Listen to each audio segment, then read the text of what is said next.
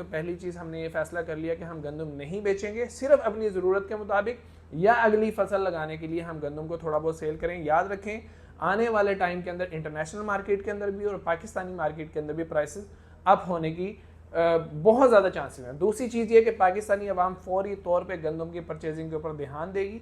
तीसरी चीज़ ये कि सीड, पेस्टिसाइड और फर्टिलाइज़र कंपनीज जो इन फार्मर्स के ज़रिए से ही पैसे कमा के आज इस मकाम तक पहुँचे हैं, वो आगे आएंगी और आगे आके फार्मर से ये गंदम अच्छी कीमत के ऊपर ख़रीद के अगली फसल लगाने के लिए उनको सीड, पेस्टिसाइड, फर्टिलाइज़र हो सके तो कुछ पैसे भी प्रोवाइड करेंगे। बिस्मिल्लाहिर्रहमानिर्रहीम, अस्सलाम वालेकुम। आज की मेरी वीडियो पाकिस्तान के फार्मर्स के लिए नहीं है सिर्फ, बल्कि आम आवाम के लिए भी है जो इस वक्त गंदम के सस्ता होने पे तो खुश हो रहे हैं कि सस्ता आटा खाने को मिलेगा, लेकिन याद रखें कि आने वाले 4 से 5 महीनों के अंदर इसी आटे की कीमत दोबारा फिर आपकी पहुंच से बाहर चली जाएगी और 2025 के अंदर गंदम का एक ऐसा बहरान आपके सामने आएगा कि आप लोग रोएंगे कि हमने 2024 के अंदर फार्मर के लिए कुछ क्यों नहीं किया था।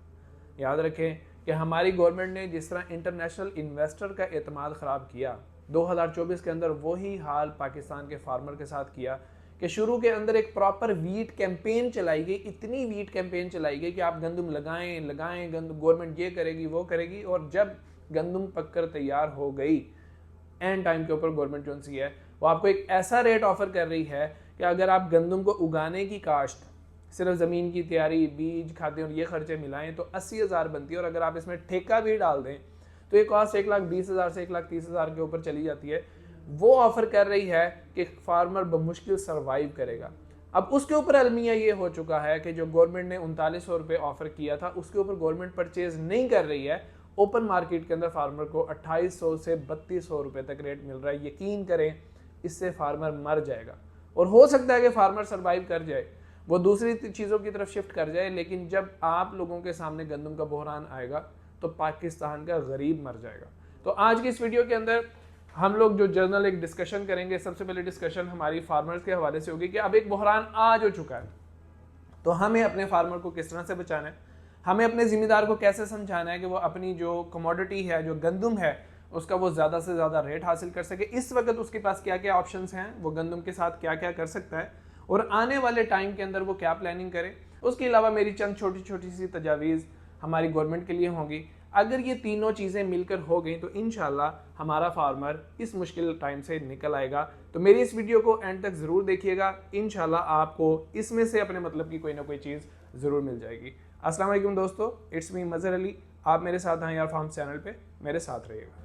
तो सबसे पहली बात मैं अपने फार्मर भाइयों के साथ करना ये चाहता हूँ कि आप लोग आज ये फैसला कर लें कि आप लोगों ने इस रेट के ऊपर अपनी गंदम हरगिज़ नहीं बेचनी, सवाए उन लोगों के जिन लोगों ने को कर्ज़े उठाए हुए हैं, उन कर्ज़ों की वापसी की इस गंदम के बेचने के अलावा कोई सूरत नहीं है। वो भी सिर्फ उतनी गंदम बेचें जितनी गंदम थे उनका कर्जा उतर जाए। उसके अलावा जितना फार्मर है वो अपनी प्लानिंग करे, वो मैं बताता हूँ कि कैसे करनी है, और उसके अलावा जितनी क्रॉप उसकी बचती है उसको वो स्टॉक करने के तरीके ढूंढे। वो खुद स्टॉक कर सकता है, कुछ इदारे ऐसे हैं जो मैं आपको बताऊंगा आपके स्टॉक करने के अंदर हेल्प करें, उनकी तरफ चला जाए। कुछ आड़तियों के पास रखवाए, उनसे कहे कि हम आपसे बाद में रेट नेगोशिएट करेंगे। तो मतलब ये है कि हमने इस वक्त अपने सर्वाइवल की जंग इस तरीके से लड़नी है कि हम बेतुकी मार्केट के अंदर जो गंदम फेंक रहे हैं, जिसकी वजह से गंदम का रेट डेली नीचे आ रहा है, हमने सबसे पहले इसको रोकना है कि हमने अपनी गंदम नहीं बेचनी। अगर आप लोगों ने आज ये काम ना किया तो जान लें कि 2025 के अंदर गवर्नमेंट आपसे ये गंदम भी नहीं खरीदने वाली। इस साल गवर्नमेंट के ऊपर बहुत प्रेशर है क्योंकि गवर्नमेंट ने वीट कैंपेन की थी। उसके अलावा एक स्कैंडल जो सामने आ गया कि मुल्क से बाहर जो आपने वीट इंपोर्ट की और उसकी वजह से मार्केट डाउन हुई। तो गवर्नमेंट इस साल प्रेशर में आके आप लोगों से कुछ ना कुछ गंदम खरीदेगी। हो सकता है कल या परसों तक अनाउंसमेंट भी हो जाए, लेकिन याद रखें 2025 के अंदर आपसे गवर्नमेंट ने किसी भी किस्म की वीट नहीं खरीदनी है। तो आप लोगों ने अगर मार्केट को स्टेबल करना है तो उसके लिए ज़रूरी है कि आप आज फैसला कर लें कि आप लोगों ने गंदम नहीं बेचनी। दूसरी मेरी पाकिस्तानी अवाम से अपील है कि आप लोगों की जो सालाना ज़रूरत की गंदम है या 6 महीने की ज़रूरत की गंदम है वो आप लोग इस 1 महीने के अंदर परचेज़ करने की प्लानिंग करें। कोशिश करें अपने फार्मर भाइयों का साथ दें। ज़्यादा से ज़्यादा जब आप परचेजिंग करेंगे तो मार्केट स्टेबल होगी। स्टेबल से मतलब मैं आज की वीडियो के अंदर सिर्फ ये ले रहा हूँ कि 2800-3000 रुपये से रेट 3700 से 3900 रुपये तक चला जाए, जो किसी हद तक चलें फार्मर को बचाने के अंदर मददगार साबित हो सकता है। मैं आप लोगों से ये अपील क्यों कर रहा हूँ, आम आवाम से ये अपील क्यों कर रहा हूँ, क्योंकि देखें पाकिस्तान की 70% आबादी डायरेक्टली या इनडायरेक्टली एग्रीकल्चर के साथ अटैच है। तो हम सारे के सारे एक दूसरे के साथ इकट्ठे हैं। हम लोगों ने जिस चीज़ के अंदर भी इकट्ठे होकर काम किया है उसके अंदर हमें रिजल्ट्स आए हैं। हमने इसराइली कंपनीज का बाइकआउट किया, पेप्सी और कोको कोला, मैकडोनल्ड और KFC वगैरह के बिजनेसेस बेतहाशा डाउन हो चुके हैं। हमने रमज़ान के महीने के अंदर जो फ्रूट्स के रेट बहुत ज़्यादा ऊपर चले गए थे, हमने उनका बाइकआउट किया, तो एक महीने के अंदर अंदर फ्रूट्स के रेट जो से थे वो नॉर्मल हो गए थे। तो आज ज़रूरत इस चीज़ की है कि गंदम के अंदर फार्मर अपनी गंदम को रोके और आम आवाम जो सी है वो गंदम की ज़्यादा से ज़्यादा ख़रीदारी करे, ताकि मार्केट के अंदर एक जो गैप आ गया है डिमांड एंड सप्लाई का, वो गैप पूरा हो जाए और फार्मर को एक अच्छा रेट मिल जाए। अब हम बात कर लेते हैं कि फार्मर जो सा है वो किस तरह से अपनी गंदम को स्टॉक कर सकता है। तो पहला फार्मर मैंने आपको बताया कि गरीब है, छोटा फार्मर है, कर्जा लिया हुआ है, बेचने के अलावा उसका कोई हल नहीं है, तो वो तो बेचना ही मजबूरी है। दूसरा फार्मर वो होता है कि फौरी तौर पर बेचना उसका मसला नहीं है, तो उसके अंदर 2-3 सजेशन जो सी हैं वो मेरे सामने आई थी कि इस साल क्या अच्छा हो रहा है। वो ये कि सबसे पहले ये तारा ग्रुप ऑफ कंपनीज ने एक ऑफ़र दी है लोगों को कि वो गवर्नमेंट रेट के आसपास आप लोगों से गंदम को परचेज करेंगे। बारदाना भी वो आपको खुद से देंगे, आपने सिर्फ उनके वेयर हाउसेज तक वो गंदम पहुंचानी है। उसमें उनकी कुछ शराइत हैं, लेकिन रेट वो आपको मार्केट से बहुत अच्छा ऑफर करें। बदले में सिर्फ एक चीज़ है कि वो आपको पैसे नहीं दे रही हैं, वो आपको प्रोडक्ट्स दे रही हैं। तो तारा ग्रुप ऑफ कंपनीज की प्रोडक्ट्स के अंदर पेस्टिसाइड, इंसेक्टिसाइड और इस किस्म की सारी चीज़ें हैं। तो इसके अलावा भी अगर कुछ कंपनीज ऐसी हैं जो आपको फर्टिलाइजर प्रोवाइड कर देती हैं, पेस्टिसाइड या इंसेक्टिसाइड प्रोवाइड कर देती हैं, तो बजाय इसके कि आप 2800 रुपये, 3000 या 3200 का आप बेचें, आप 3700-3900 के गंदम बेचें। क्योंकि आने वाले टाइम के अंदर आपने जो कपास लगानी है, आपने जो चावल लगाना है, आपने जो गंदम लगानी है, उसके लिए आपको पेस्टिसाइड और इन फर्टिलाइजर की ज़रूरत है, जो आपने कैश दे के भी डीलर से लेनी है या उधार भी लेनी है, तो उसके पैसे तो अदा करने हैं। तो ऐसी सूरत में आप अपनी ये चीज़ उठा के अगर कंपनी को दे देते हैं तो कम अज़ कम आपको रेट अच्छा मिल जाता है। आप बदले में प्रोडक्ट लें, आने वाली क्रॉप जो सी है वो आपके मुतासिर नहीं होगी। उसमें भी मैं अपील ये करूँगा बाकी कंपनी से भी कि वो भी इस किस्म की ऑफर्स अगर देते हैं कि फार्मर को अच्छी प्राइस ऑफर करें, तो उस सूरत के अंदर ये होगा कि फार्मर की आइंदा आने वाली फसल जो सी है वो बच जाएगी। उसके अलावा अगर हम स्टॉक करने के हवाले से तरीक़ों की बात करें तो उसमें मेरी आज बात हो रही थी हाजी सन्स जो ग्रुप है एक बहुत बड़ा, जो स्टॉक करते हैं चीज़ों को, मकई के अंदर मकई भी और वीट भी। आने वाले दिनों के अंदर उनके साथ मीटिंग है कंप्लीट, उनका प्लान मैं आप लोगों के सामने रखूँगा कि किस तरह वहाँ पर स्टॉक कर सकते हैं। तो उनके जो वेयर हाउसेज़ हैं, आप अपनी गंदम को उन वेयर हाउसेज़ के अंदर पहुँचाएँ, वहाँ पे अपनी गंदम को स्टॉक करें। वो एक छोटी सी अमाउंट आपसे लेते हैं, बाद में आप अपनी गंदम को महंगी कीमत के ऊपर जहाँ भी आपकी बिक्री आप बेच सकते हैं। उस सूरत में आप वहाँ पे रखवाते हैं। ये वो है कि अगर आपके पास गोदाम मौजूद नहीं है, अगर वो फार्मर जिन लोगों के पास अपने गोदाम मौजूद हैं, वो सबसे पहले अच्छे तरीके से अपनी वीट को स्टॉक करने का बंदोबस्त करें। हमने किसी भी तरह से मार्केट के अंदर ये जो गंदम डंप हो रही है, मैं इसको डंपिंग ही बोलूँगा, कि बस फार्मर फेंक रहा है कि किसी तरह से कोई मेरी वीट खरीद ले, इसको रोकना है। अगर हमने सिर्फ 1 महीना इस चीज़ के ऊपर काम कर लिया कि हमने गंदम को मार्केट के अंदर आने से रोक लिया, तो इंशाल्लाह ये मार्केट जो सी है वो स्टेबल हो जाएगी। आने वाले टाइम के अंदर इंटरनेशनल मार्केट के अंदर भी प्राइसेस जो सी हैं वो थोड़ी बहुत ऊपर जाना शुरू हो जाएंगी, तो पाकिस्तानी मार्केट के ऊपर भी उसका इम्पैक्ट आएगा। तो हम हो सकता है कि 3 से 4 महीनों के अंदर ये देखें कि हमारी वीट जो सी है 4000 रुपये मन तक चली जाए। तो आपको किसी भी तरह से अपनी वीट को स्टॉक करना है। फिर एक दोस्त हैं, उन्होंने मुझे बताया कि मेरी अपने आड़ती के साथ जो मीटिंग हुई उसमें हमने उसके साथ ये डील की है कि आप अब हमारी वीट जो सी है वो हमसे उठा लें, हमारी गंदम हमसे उठा लें, लेकिन हम आपसे रेट तब तय करेंगे जब हम आपसे पैसे लेंगे। मिसाल के तौर पे वो 4 महीने तक उससे पैसे नहीं लेता और 4 महीने के बाद गंदम का रेट 4000 रुपये मन हो जाता है, तो वो 2800 के हिसाब से पैसे नहीं लेगा, वो बल्कि 4000 रुपये मन के हिसाब से लेगा। इसी तरह प्राइवेट सेक्टर और भी कुछ ऑफर्स जो है वो आपको दे रहा है कि आप वहाँ पर जाके अपनी गंदम उनको दे दें और आने वाले टाइम में 2 से 3 या 4 महीने के बाद वो आपको एक अच्छा रेट जो है वो ऑफर कर देंगे। इस वक्त मैं अपने फार्मर्स के लिए जिस किस्म के इत्तेहाद की बात कर रहा हूँ वो इसलिए बहुत ज़्यादा ज़रूरी है कि इसके बगैर अब चारा नहीं है। मैं एक मिसाल, अकेले हम कुछ भी नहीं कर सकते हैं। मैं एक मिसाल आप लोगों को देता हूँ कि हाई कोर्ट के 6 जजेस ने एक ख़त लिखा था कि एजेंसीज जो हैं वो उनके कामों के अंदर मदाखलत करती हैं, तो उसके बदले में सुप्रीम कोर्ट ने हाई कोर्ट से सजेशंस मांगी थी कि आपका मशवरा क्या है कि हम इसको कंट्रोल किस तरीके से कर सकते हैं। तो उनमें से एक मशवरा ये था कि अगर किसी भी जज के ऊपर कोई दबाव डाला जाता है तो जज अकेला जवाब नहीं देगा, बल्कि पूरा इदारा मिलकर उस जज के साथ खड़ा होगा और वो पूरा इदारा जवाब देगा, ताकि एक जज जो सा है वो चक्की के अंदर ना पिसे।